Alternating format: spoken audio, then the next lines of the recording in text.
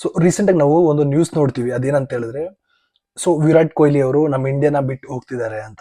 So ಇಷ್ಟೋ ಜನ ಅನ್ಕೋಬಹುದು, so ಬೆಳೆಯವರೆಗೂ ನಮ್ಮ ಇಂಡಿಯಾ ಬೇಕಿತ್ತು, ಬೆಳೆದ್ಮೇಲೆ ನಮ್ಮ ಇಂಡಿಯಾ ಬೇಡ, ಹಂಗೆ ಹಿಂಗೆ ಅಂತ ಏನೋ ಹೇಳ್ತಾರೆ.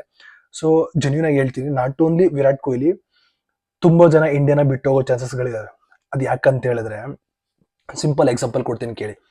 ಸೊ ನೀವೇನಾದ್ರೂ 1 ಲಕ್ಷ ದುಡಿತಿದ್ರೆ ಆಲ್ಮೋಸ್ಟ್ 20,000-30,000 ಟ್ಯಾಕ್ಸ್ ಕಿತ್ಕೊಂಡು ಹೋಗುತ್ತೆ. ಸೊ ಅದ್ರಲ್ಲಿ ನೀವೇನಾದ್ರೂ ಒಂಚೂರು ಸೇವ್ ಮಾಡಿ ತಗೋಬೇಕಂತ ಹೇಳಿದ್ರೆ ಅದಕ್ಕೂ ಟ್ಯಾಕ್ಸ್. ಫಾರ್ ಎಕ್ಸಾಂಪಲ್, ನೀವೇನಾದ್ರೂ ಬೆಂಗಳೂರಂತಹ ಟಾಪ್ ಸಿಟಿಗಳಲ್ಲಿ ಇದ್ರೆ ನೀವು ಕುಡಿಯೋ ನೀರಿಗೂ ಕೂಡ ಟ್ಯಾಕ್ಸ್ ಟ್ಯಾಕ್ಸ್ ಕೊಟ್ಬೇಕು. ಸೊ ಅದ್ ಯಾವ ರೀತಿ ಅಂತ ಹೇಳಿದ್ರೆ, ಸೊ ಬೆಂಗಳೂರಂತಹ ಸಿಟಿಗಳಲ್ಲಿ BBMP ಇಂದ ಬರುವಂತಹ ನೀರುಗಳನ್ನ ಡೈರೆಕ್ಟ್ ಆಗಿ ನಾವು ಕುಡಿಯೋಕ್ಕಾಗಲ್ಲ. ಸೊ ಅದಕ್ಕೋಸ್ಕರ ವಾಟರ್ ಪ್ಯೂರಿಫೈಯರ್ಸ್ ನ ತಗೋತೀವಿ. ಸೊ ಆ ವಾಟರ್ ಪ್ಯೂರಿಫೈಯರ್ಸ್ಗೂ 18% GST ಅಂತೆ. 18% GST. ಅಷ್ಟೇ ಅಲ್ಲದೆ, ನೀವೇನಾದ್ರೂ ಅಬೌವ್ 32 ಇಂಚಸ್ ಏನಾದ್ರು ಟಿವಿ ತಗೊಳ್ಳೋ ಪ್ಲಾನ್ ಇದ್ರೆ ಅದು ಲಕ್ಸುರಿ ಸೆಗ್ಮೆಂಟ್ ಬರುತ್ತಂತೆ. ಸೊ ಅದಕ್ಕೆ 28% ಟ್ಯಾಕ್ಸ್ ಕಟ್ಟಬೇಕು. ಸೊ ನೀವು ಅಟ್ಲೀಸ್ಟ್ ಏನಾದ್ರು ಒಂದು ತಾರ್ ತಗೋಬೇಕಂತ ಹೇಳಿದ್ರೆ, ನಾನೊಂದು ಇಲ್ಲಿ ಹಾಕ್ತೀನಿ ನೋಡಿ, ಒಂದು ಸ್ಕ್ರೀನ್ ಶಾಟ್ ನ, ಅದನ್ನ ನೋಡ್ಕೊಳ್ಳಿ.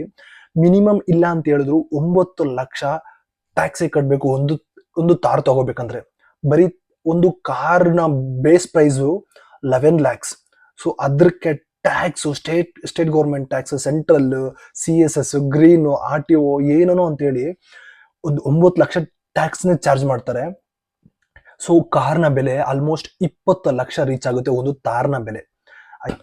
ನೀವೇನಾದ್ರೂ ಹೆಲ್ತ್ ಇನ್ಶೂರೆನ್ಸ್ ತಗೋಬೇಕಂತ ಹೇಳಿದ್ರೆ 18% GST ಕೊಟ್ಟು ಹೆಲ್ತ್ ಇನ್ಶೂರೆನ್ಸ್ ತಗೋಬೇಕು. ಅದೇ ರೀತಿ ಗುರು, ನೀವ್ ಏನಾದ್ರೂ ಜರ್ಮನಿ ಅಥವಾ ಯುರೋಪ್ ಕಂಟ್ರೀಸ್ ಗಳಲ್ಲಿ ನೋಡಿದ್ರೆ ಹೆಲ್ತ್ ಇನ್ಶೂರೆನ್ಸ್ ಕಂಪ್ಲೀಟ್ಲಿ ಫ್ರೀ ಇರುತ್ತೆ, ಎಜುಕೇಶನ್ ಫ್ರೀ ಇರುತ್ತೆ. ಅಲ್ಲೂ ಕೂಡ ಟ್ಯಾಕ್ಸ್ ಕಟ್ ಮಾಡ್ತಾರೆ, ಫ್ಲಾಟ್ 50% ಕಟ್ ಮಾಡ್ಬಿಡ್ತಾರೆ. ಗುರು, ನೀವು ಎಷ್ಟೇ ದುಡೀರಿ ಅದ್ರಲ್ಲಿ 50% ಗೌರ್ಮೆಂಟ್ ಕೊಟ್ಬಿಡ್ಬೇಕು ಅಂತ ಟ್ಯಾಕ್ಸ್ ಇರುತ್ತೆ. ಬಟ್ ಅಷ್ಟೇ ಅಲ್ಲದೆ ಅಲ್ಲಿ ಯುರೋಪ್ ಕಂಟ್ರೀಸ್ ಗಳಲ್ಲಿ ಫೆಸಿಲಿಟೀಸ್ ಕೂಡ ಹಂಗೆ ಇರುತ್ತೆ. ಬಟ್ ಇಂಡಿಯಾದಲ್ಲಿ ಹಂಗಲ್ಲ ಗುರು.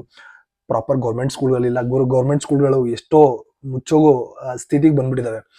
ಗೌರ್ಮೆಂಟ್ ಹಾಸ್ಪಿಟಲ್ ಗುರು, ಯಾವನು ಎಂತ ಕಡು ಬಡವನಾಗ್ಲಿ, ಈ ನಡುವೆ ನಾನು ನೋಡಿದ ಮಟ್ಟಿಗೆ ಗೌರ್ಮೆಂಟ್ ಸ್ಕೂಲ್ ಮತ್ತೆ ಹಾಸ್ಪಿಟಲ್ಗೆ ರೆಕಮೆಂಡ್ ಮಾಡಲ್ಲ. ಯಾವ ಪೇಷಂಟ್ಸ್ ಕೂಡ ಗೌರ್ಮೆಂಟ್ ಹಾಸ್ಪಿಟಲ್ಗೆ ರೆಕಮೆಂಡ್ ಮಾಡಲ್ಲ. ಯಾಕಂತ ಹೇಳಿದ್ರೆ ಆ ಪರಿಸ್ಥಿತಿಗಳು ಅಷ್ಟೇ ಹಂಗಿರುತ್ತವೆ.